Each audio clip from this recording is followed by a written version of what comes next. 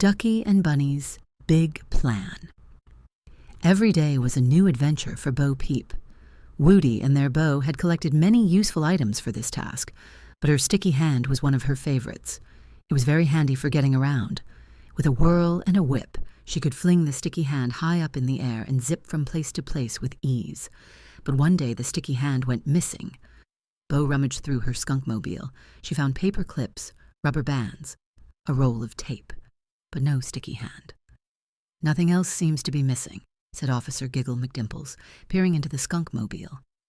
"Where did you last see it?" asked Woody. "I remember using it by the Star Adventurer booth," said Bo. Ducky and Bunny raced over at the mention of their old game booth. "Oh, we know the Star Adventurer booth well," said Bunny. Ducky scowled. "And the guy who runs it?" "Yeah, he's got to know where it is," said Bunny. "He's always taking oys and putting them on his prize wall." The plush toys would never forget the day the Star Adventurer Ooth employee stuck Buzz Lightyear on the prize wall, knocking him from the top prize spot. "Oh, ho, ho, do we have a plan for ya?" said Ducky. First, Ducky and Bunny explained, they would need a distraction. The skunkmobile, driven by Bo's sheep, Billy, Goat, and Gruff, was perfect for the job. "That'll keep the balloon person busy," said Ducky. "While we hop on a flight," added Bunny. "Ding! Going up," sang Ducky.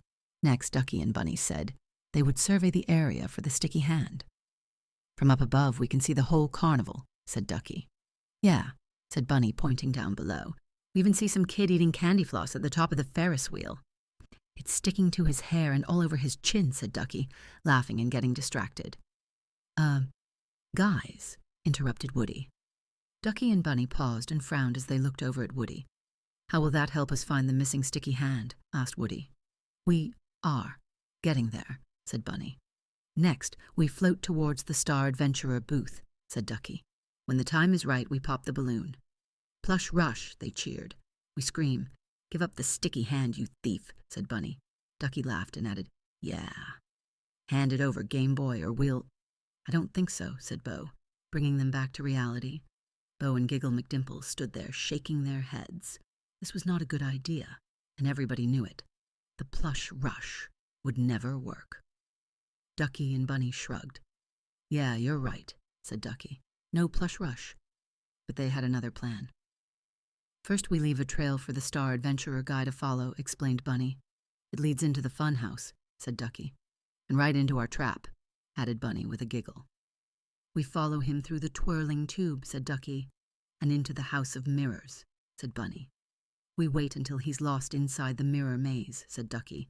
"He has no idea what's coming next." "We corner him," shouted Bunny, "and give him our hypnotic stare. Then—" "Wait!" interrupted Duke Kaboom. He rode over to Ducky and Bunny on his motorcycle. The stuntman had a question about this plan. "You two really know how to hypnotize someone?" he asked.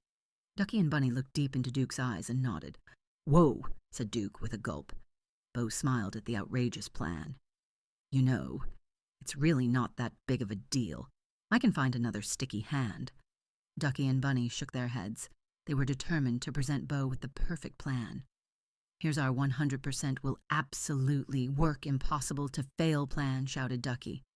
"Oh yeah," said Bunny, "this is it." Ducky and Bunny were proud of themselves. They knew they had the best idea this time. Once they were sure everyone was paying attention, Ducky took the lead, telling the group their new plan. "Step 1. We climb into our time machine," he started. "We go back," said Bunny.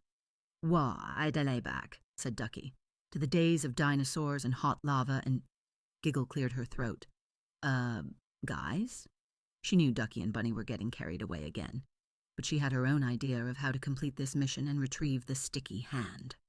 "What?" shouted Ducky and Bunny, irritated by yet another interruption. "I've cracked the case," Giggle announced. The friends all looked to see where Giggle was pointing.